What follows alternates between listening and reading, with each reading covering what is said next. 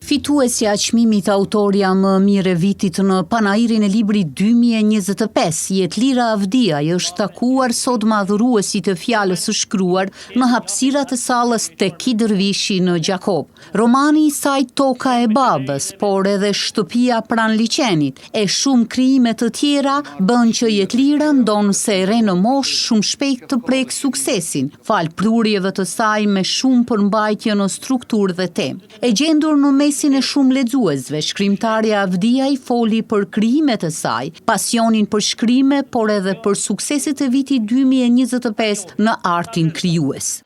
Është një sukses shumë i mirë për këtë vitin 2025, por të flas prapë në aspektin e shkrimtarit nuk është mjaftueshëm. Sepse kur libri arrin në dorë të lexuesit, më shumë se sa çmimi që merr libri, është më sukses i madh se sa është suksesi edhe vlerësimi në panairin e librit.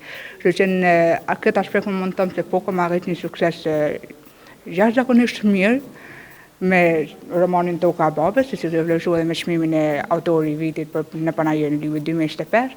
Por prapë si shkrimtar na kemi qejf që libri me dëgju fjalë prej lexuesve, me ditë se libri po lexohet.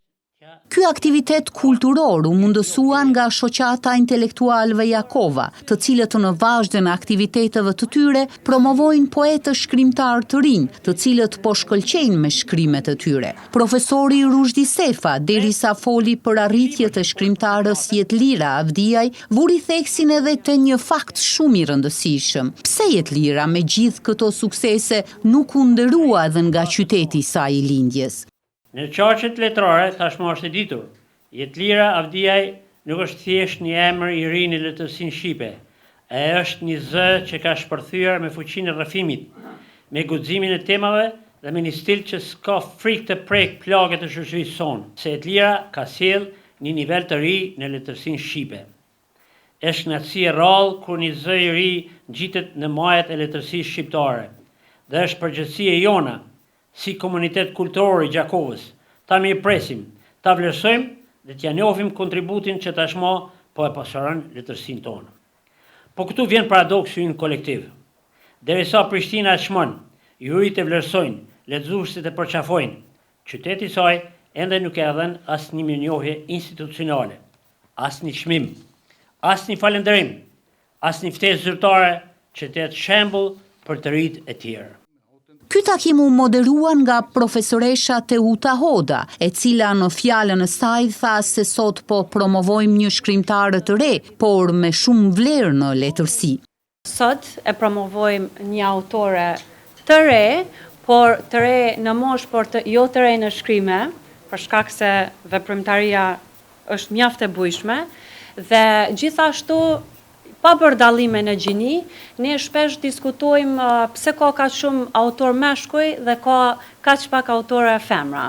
Kështu që kënaqësia ishte dyfisht për shkak se është një autore femër. Ndërkaq, profesori Muharrem Kurti, njëherët kryetari i klubit letrar Gjon Nikol Kazazi, tha se Jetlirën e njoh qysh në librin e saj të parë, dhe nga aty e kisha kuptuar se sa shumë premtuese është në temat dhe rrëfimin që zgjedh ta ndajë me lexuesin. Krijuesja tashmë e njohur, Jetlira Avdiaj, i ka dy vlera qendrore për krijimtarinë: talentin dhe leximin sistematik. Ky takim ishte i hapur dhe ndërveprues mes të pranishmëve. Disa nga nxënësit pasi kishin lexuar libra Toka e babës, por edhe disa nga krijimet tjera të autores, përmes komenteve dhe diskutimeve, pohuan se kishin mësuar shumë çka nga libri.